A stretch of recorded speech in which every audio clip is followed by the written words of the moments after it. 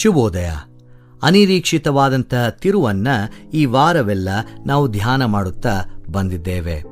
ಹೇಗೆ ದೇವರಿಗೆ ಒಪ್ಪಿಸಿಕೊಡುವಾಗ, ದೇವರ ಚಿತ್ತಕ್ಕೆ ನಮ್ಮನ್ನು ಸಂಪೂರ್ಣವಾಗಿ ಸಮರ್ಪಿಸಿಕೊಳ್ಳುವಾಗ ನಮ್ಮ ಜೀವಿತಗಳಲ್ಲಿ ಆ ಅನಿರೀಕ್ಷಿತವಾದಂಥ ತಿರುವುಗಳು ನಡೆಯುತ್ತದೆ. ಆ ರೀತಿಯಾದಂಥ ಅನಿರೀಕ್ಷಿತವಾದಂಥ ತಿರುವುಗಳು ಬಂದಾಗ ನಮ್ಮ ಪ್ರತಿಕ್ರಿಯೆ ಏನಾಗಿರುತ್ತದೆ, ಯಾವ ರೀತಿಯಲ್ಲಿ ಪ್ರತಿಕ್ರಿಯಿಸುವಂಥವರಾಗಿರ್ತೇವೆ ಅನ್ನುವಂಥದ್ದನ್ನು ಈ ವಾರವೆಲ್ಲ ಧ್ಯಾನ ಮಾಡಿಕೊಂಡು ಬಂದಿದ್ದೇವೆ. ಇಲ್ಲಿ ಈ ದಿನ ನಾವು ನೋಡುವಂಥದ್ದು ಯೇಸು ಸ್ವಾಮಿಯ ಸಂಪೂರ್ಣವಾದಂತಹ ಸಮರ್ಪಣೆ, ಗೆತ್ಸೆಮನೆ ತೋಟ ಹಾಗೂ ಶಿಲುಬೆ. ಯೇಸು ಸ್ವಾಮಿಯ ಸೇವಾ ಕಾಲ, ಯೇಸು ಸ್ವಾಮಿಯ ಬದುಕು ಒಂದು ಸುಂದರವಾದಂತಹ ಘಟನೆಯ ಮೂಲಕ, ಅದೇ ಸಮಯದಲ್ಲಿ ಕ್ರೂರವಾಗಿರುವಂತಹ ಘಟನೆಯ ಮೂಲಕ ಮುಗಿಯುತ್ತಾ ಬರುತ್ತಲಿದೆ. ಕಡೆಯ ಭೋಜನವನ್ನು ಸೇವಿಸಿದ ನಂತರ ಆ ಗೆತ್ಸೆಮನೆ ತೋಟಕ್ಕೆ ತನ್ನ ಸ್ನೇಹಿತರನ್ನ ಕರೆದುಕೊಂಡು ಹೋಗಿ ಪ್ರಾರ್ಥಿಸಲು ಆರಂಭಿಸುತ್ತಾನೆ. ಯೇಸು ಸ್ವಾಮಿಯ ಮೇಲಿದ್ದಂತಹ ಆ ಭಾರ, ಪಾಪದ ಹೊರೆ, ಬೆವರು ಸಹ ರಕ್ತ ರೂಪದಲ್ಲಿ ಬೀಳುವಂಥದ್ದನ್ನು ನಾವು ವಾಕ್ಯ ಭಾಗಗಳಲ್ಲಿ ನೋಡ್ತೇವೆ. ಅಂಥ ಸಮಯದಲ್ಲೂ ಸಹ ದೇವರ ಪ್ರಾರ್ಥನೆ ಇದಾಗಿರ್ತದೆ: ತಂದೆಯೇ, ಸಾಧ್ಯವಾದರೆ ಈ ಪಾತ್ರೆಯನ್ನು ನನ್ನಿಂದ ತೊಲಗಿಸು, ಆದರೂ ನನ್ನ ಚಿತ್ತದಂತಾಗದೆ ನಿನ್ನ ಚಿತ್ತದಂತೆ ಆಗಲಿ. ಇದು ಸಂಪೂರ್ಣವಾದಂಥ ಸಮರ್ಪಣೆಯ ಅರ್ಥವನ್ನು ತೋರಿಸುವಂಥದ್ದಾಗಿರ್ತದೆ. ಇಲ್ಲಿ ದೇವರು ಅಥವಾ ಯೇಸು ಸ್ವಾಮಿ ಯಾವುದೇ ರೀತಿಯಾದಂಥ ನಾಟಕವನ್ನು ಮಾಡಲಿಲ್ಲ. ಅಯ್ಯೋ ಪರವಾಗಿಲ್ಲ, ಶ್ರಮೇನ ಆರಾಮಾಗಿದೆ, ನಾನು ದೇವರು ಆರಾಮಾಗಿ ಬದುಕೊಳ್ಬೋದು, ಆರಾಮಾಗಿ ಇದನ್ನೆಲ್ಲ ಹಾದು ಹೋಗ್ಬೋದು ಎಂಬುದಾಗಿ ಹೇಳಲಿಲ್ಲ. ತನಗಿರುವಂಥ ನೋವನ್ನು, ತನಗಿರುವಂತಹ ಹಿಂಸೆಯನ್ನು, ತನಗೆ ಆಗಬೇಕಾಗಿರುವಂತಹ ಅವಮಾನವನ್ನು ಹಾಗೂ ಮರಣವನ್ನು ಆತನು ನಿರಾಕರಿಸಲಿಲ್ಲ. ಬದಲಾಗಿ ಬಹಳ ನಿಷ್ಠೆಯಿಂದ ತನ್ನಲ್ಲಿರುವಂತಹ ಭಯವನ್ನು, ದುಃಖವನ್ನು ದೇವರ ಮುಂದೆ ಬಿಚ್ಚಿಡುತ್ತಾನೆ.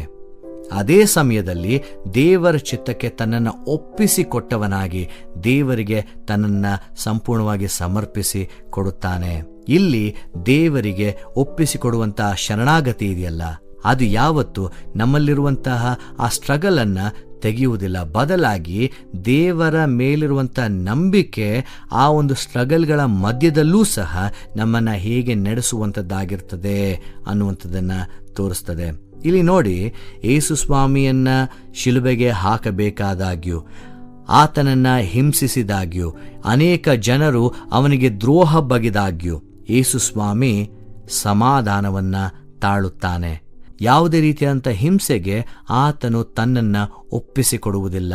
ತನ್ನನ್ನು ಆ ಒಂದು ಒತ್ತಡಕ್ಕೆ ಒಳಗಾಗಿ 12 ಗಣಗಳ ದೇವದೂತರನ್ನ ಕರೆಸಿ ತನ್ನನ್ನು ಅಲ್ಲಿ ಬಿಡಿಸಿಕೊಳ್ಳುವುದಿಲ್ಲ.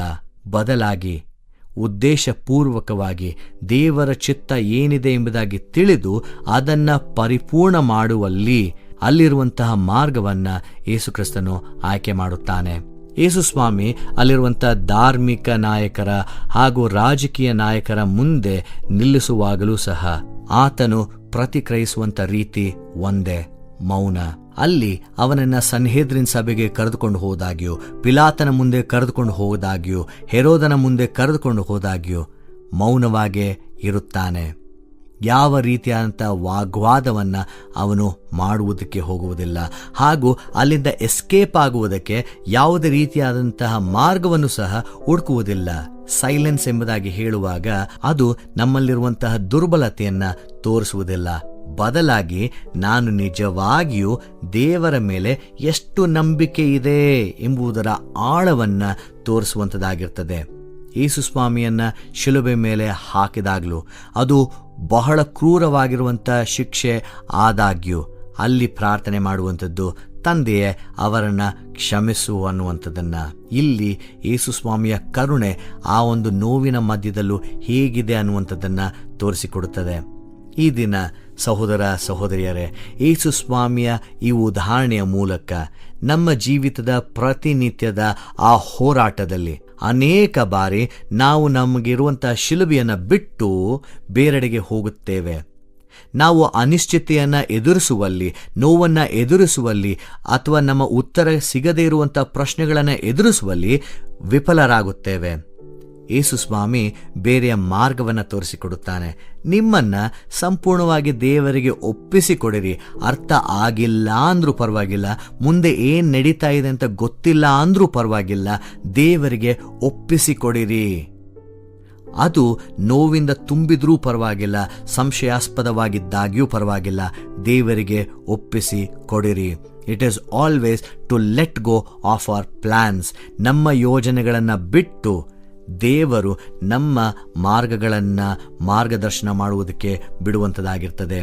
ಹಾಗಾಗಿ ಈ ಶಿಲುಬೆ, ಅದರ ಮೇಲಿನ ಮರಣ ಸಂಪೂರ್ಣವಾದಂಥ ಶರಣಾಗತಿಯನ್ನು ತೋರಿಸಿಕೊಡುತ್ತದೆ. ಆ ಶರಣಾಗತಿ ಮುಂದೊಂದು ದಿನ ಮಹಿಮೆಗೆ ನಡೆಸುವಂಥದ್ದಾಗಿರ್ತದೆ. ಸೊ ಅಲ್ಲಿಗೆ ಆ ಶರಣಾಗತಿ ಸೋಲುವಂತಹ ಸೂಚನೆಯಲ್ಲ, ನಂಬಿಕೆಯ ಕ್ರಿಯೆ ಆಗಿರ್ತದೆ. ದೇವರ ಉದ್ದೇಶದಲ್ಲಿ ನಂಬಿಕೆಯನ್ನು ಇಟ್ಟು ನಮ್ಮ ಭಯವನ್ನು ದೇವರ ಪ್ರೀತಿಗೆ ಅದಕ್ಕೆ ಒಪ್ಪಿಸಿಕೊಟ್ಟವರಾಗಿ ನಮ್ಮ ಜೀವಿತಗಳನ್ನು ಸಾಗಿಸುವಂಥದ್ದಾಗಿರ್ತದೆ.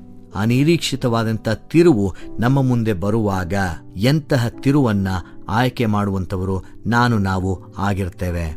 ದೇವರು ನಿಮ್ಮನ್ನು ಆಶೀರ್ವದಿಸಲಿ. ಈ ಕಾರ್ಯಕ್ರಮದ ಬಗ್ಗೆ ನಿಮ್ಮ ಅಭಿಪ್ರಾಯ, ಸಲಹೆಗಳು ಹಾಗೂ ಯಾವುದೇ ಪ್ರಾರ್ಥನಾ ಮನವಿಗಳಿದ್ದಲ್ಲಿ ನಮ್ಮ ದೂರವಾಣಿ ಸಂಖ್ಯೆಗೆ ನೀವು ಕರೆ ಮಾಡಬಹುದು. ನಮ್ಮ ದೂರವಾಣಿ ಸಂಖ್ಯೆ 9960260653. ನಿಮ್ಮ ಅಭಿಪ್ರಾಯಗಳನ್ನು ಇಮೇಲ್ ಮೂಲಕವೂ ನಮಗೆ ತಿಳಿಸಬಹುದು. ನಮ್ಮ ಇಮೇಲ್ ID info@fibaonline.org. ವಂದನೆಗಳು.